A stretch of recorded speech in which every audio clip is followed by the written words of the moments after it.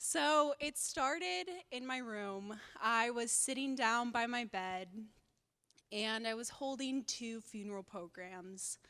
One of them was for my cousin and one of them was for my friend, and only 3 months apart.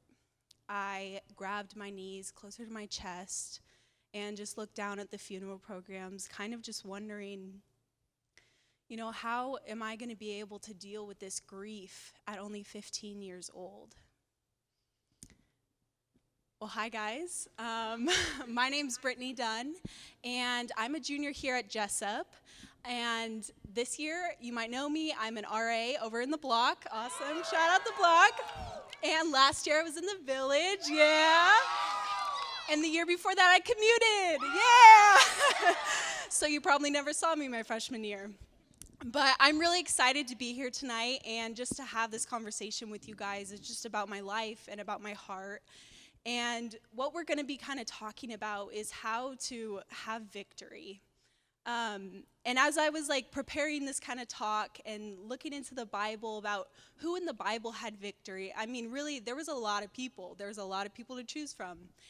But one person that kind of stood out to me was this man named Joseph. And I think a lot of us, if we've gone to Sunday school or even going to Jessup, we know Joseph as, Joseph, the man with the coat of many colors.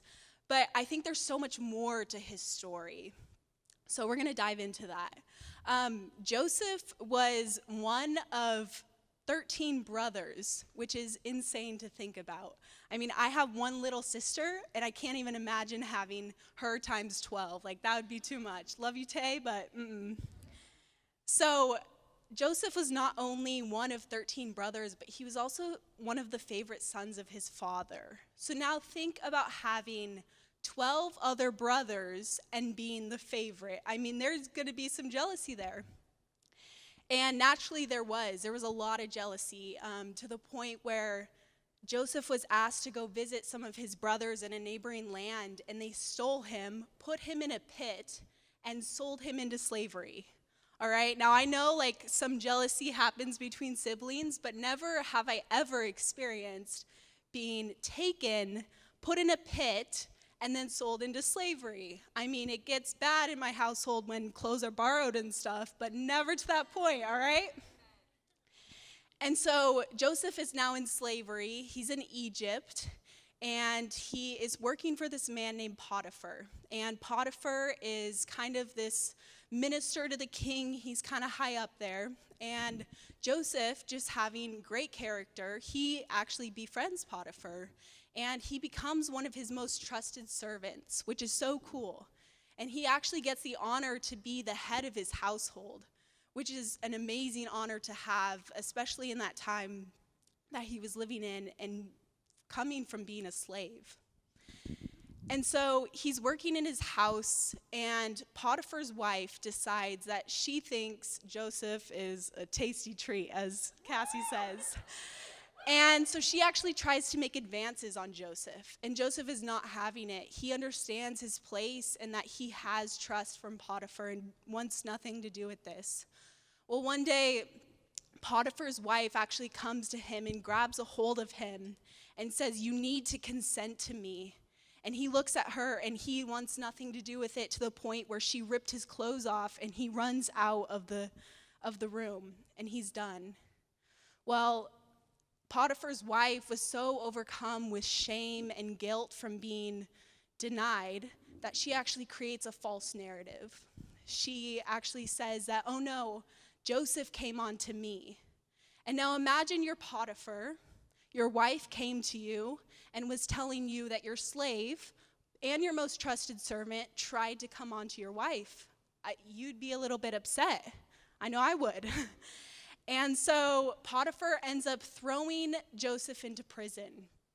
And so now Joseph went from being a son to a slave to a trusted servant to a prisoner. Just imagine that transition. And so Joseph's now in prison for years. For years, he's living there, he's forgotten, and slowly he actually does a favor for the king meaning that he interprets a dream for him and earns the trust of the king, which is so cool. So now he went from being a son to a slave to a trusted servant to a prisoner, and now he's a second-hand man to the king. I mean, talk about a comeback story. So he's a second-hand man to the king, and his job was he had predicted this dream where they would have 7 years of awesome harvest and then 7 years of a famine. So during these first 7 years, his job was to collect as much grain as he could. He was storing up for this famine. And after those 7 years, the famine actually came, and it came really, really bad, to the point where there was people from other lands traveling to come and buy their grain. And one day, these men come up to Joseph as he was in charge of all this grain, and they want to buy grain from him. And Joseph actually looks at these men, and he recognizes these men as his brothers that had sold him into slavery. And at this point, he's talking with them, and they have no idea who Joseph is. It's not even a thought in their mind that this man before them was their brother that they sold into slavery. And Joseph now has two options. He can act in anger and resentment, meaning he denies them grain and they die, along with their families. Or he can forgive them and bless them so that they will survive. And Joseph is able to see their hearts, and he decides that, you know what, I need to bless these men. He gives them enough grain for their whole entire families that they'll be fine throughout this famine.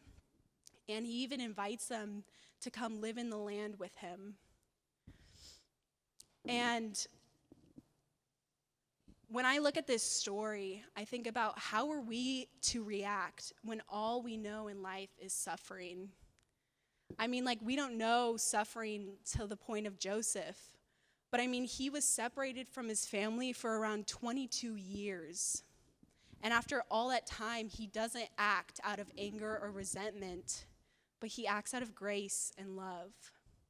He even says in Genesis 45:5, "But now do not be sad, and let it not trouble you that you sold me here, for it was to preserve life that God sent me before you. You did not send me here, but God did." Now, how do we see ourselves in this story of Joseph, and how do we relate to this man who went through incredible suffering and tragedy and came out with love? For me, it's a story of when I was 15 years old. When I was a freshman in high school, my mom picked me up one day because I rode the bus, super cool. And I got in the car, it was just a normal February afternoon, and she looked over at me and she goes, "Brittany, your cousins were in a car accident." And I was like, "Oh, okay, I didn't know they were, going anywhere." But they had been traveling from Oregon down to Nevada, and their car had flipped. And she said, "But Brittany, your cousin didn't make it." I had 3 cousins traveling that day, and my uncle was driving, and the cousin who was only a few months younger than me didn't make it. And I just sat there looking at her like, well, what? I mean, I don't know if you guys have gotten some terrible, terrible news. You don't know how to react until it comes. And over the next few months, it was a process of just trying to deal with this grief, going to school, people being like, "Oh, Brittany, I'm so sorry for you." And, I accept their words, and I felt it. It was nice, but it was hard to really accept, because how can you, as some other 15-year-old, really understand what I'm going through? How could you really relate to this? And then 3 months later, I was also on the bus, but I was actually going to school this time. And we pulled into our school, and one of our teachers got on the bus, which was a little odd. And he got up there, and he was like, "Guys, I have an announcement." We were like, "Okay." he started telling us about this playoff game that our girls soccer team had last night, and we'd won. And I was like, oh, that's cool. We're not very good at sports, so it's nice. And then he told us that Anna O'Neill was driving home with her sister and her dad. They were in a car accident, and they didn't make it either. And so now I'm 15 years old, dealing with not just the loss of my cousin and mourning with my family, but now I'm at school, and my locker's right next to her, and every time I go to my locker to grab a book for class, I see notes and balloons and reminders that she's not here. And for a long time, I was that 15-year-old dealing with that loss. I was a victim of loss. And it seemed that I could not escape who I was at 15. And it wasn't until almost a year later, I was on a mission trip in Japan. And I was on this trip, super fun. I was like, great, I'm in Japan, we're living our best lives, preaching the gospel, all this stuff. And one of my mentors and one of the leaders on the trip came up to me one day and was like, Brittany, I don't know why I'm telling you this, but you need to know that there's no fear in love.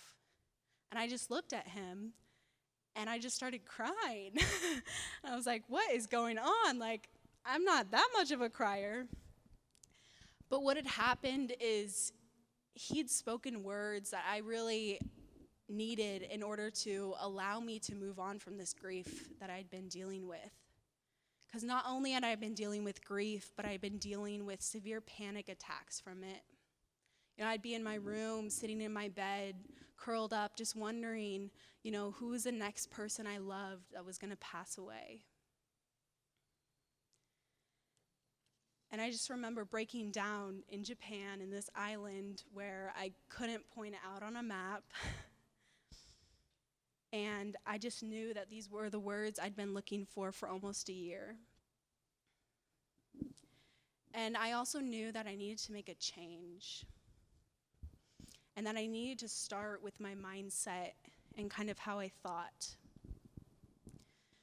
If my uncle could overcome this fact that he was driving the car while his son passed away, then why couldn't I overcome that? If he could continue to fearlessly love his family and his 2 sons who were left, why couldn't I?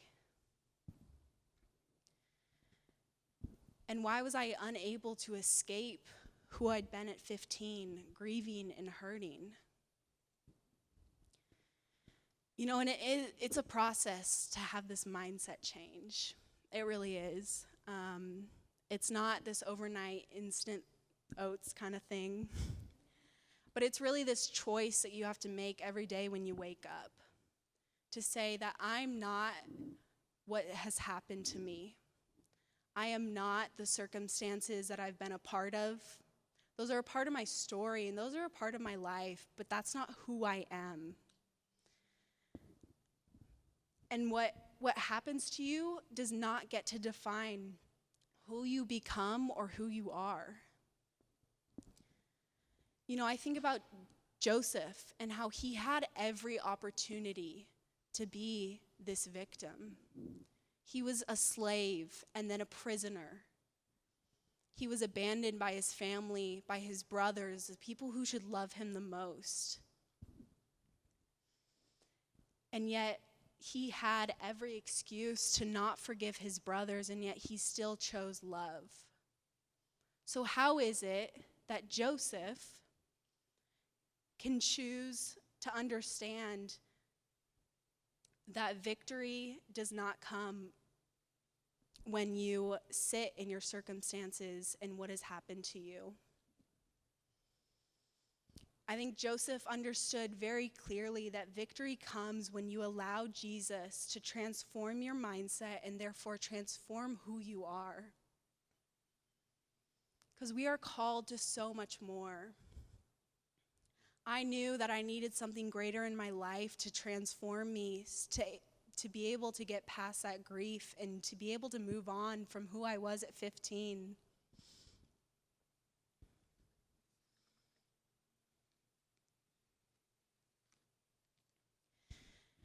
And so there are a few steps that you have to take in order to transform your mind from this kind of victim mentality into this victory. And it is a process, of course, and you aren't able to do it on your own. You need Jesus. You need something greater than you in order to transform you. I really thought that what I needed was to sit in my room and to grieve alone and then to move on. And let me tell you from experience, that does not work. Another thing is, it's totally worth it to make this change. It's really hard to deal with these things that happen to us in life, like losing people. It's really hard to deal with, and it's hard to kind of grapple with this idea that this is something that is permanent in our lives. You know, you're not going to see these people again. You're not going to have these experiences again. And yet, when we realize that there's so much more life to be lived, that's when we step into our victory and we step into our freedom.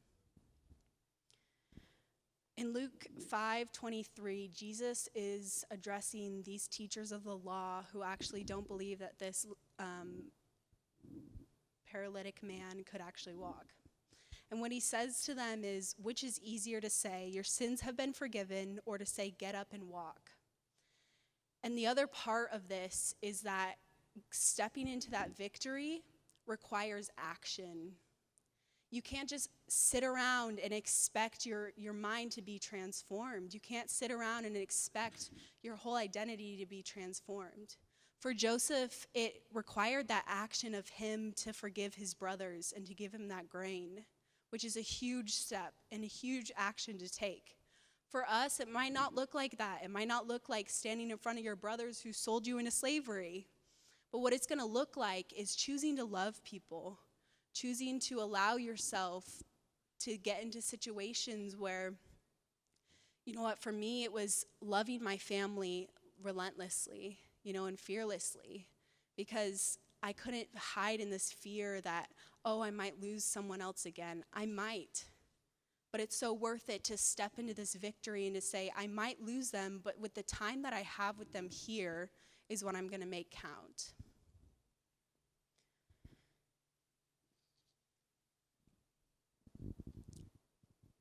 It wasn't fair of me to suffer through these tragic losses at 15 years old.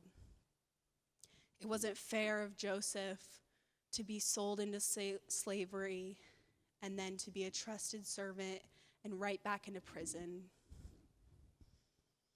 Joseph should have had no reason to spare his brothers. But that is why, as Joseph, we're rejecting this title of victim. Yes, we have been victims. I know a lot of us have dealt with a lot of things in our lives that a lot of other people are not going to understand. But that is not who we are. When we are anchored in the hope of Christ, it doesn't mean that we're escaping from these difficult things in our lives. But it just means that when these unfair circumstances of life happen, Jesus has given us a new identity. And he's called us by a new name. We're no longer labeled by what's been happening to us, by this loss, this grief, and this tragedy that we endure. Isaiah 62:2 says, you will be called by a new name that the mouth of the Lord will bestow. This is why I'm choosing to change my label of victim and rebranding myself as a victor of loss. I'm no longer defined by what has happened to me, but by who I have been called to be because of it. Will you choose to let your experiences overcome you, or will you be able to overcome your experiences? Today, I want to challenge each of you to rise up, to turn your back on being the victim of these circumstances we have no control over. Today, I challenge each of you to become a victor, rebranded by Christ and called his. Let's pray. Dear Jesus, we thank you so much for the opportunity tonight to have this conversation, God. I pray that everyone here is blessed by your words and by the worship that happened tonight. I pray that as we go into these last couple weeks of school, God, that we rebrand ourselves, Lord, that we really step into the victory that is yours, God. I just pray for the coming weeks and our chapel speakers as they close out this year and they really give us hope going into the summer, God. I pray that we end well and we end strong. In your name, amen.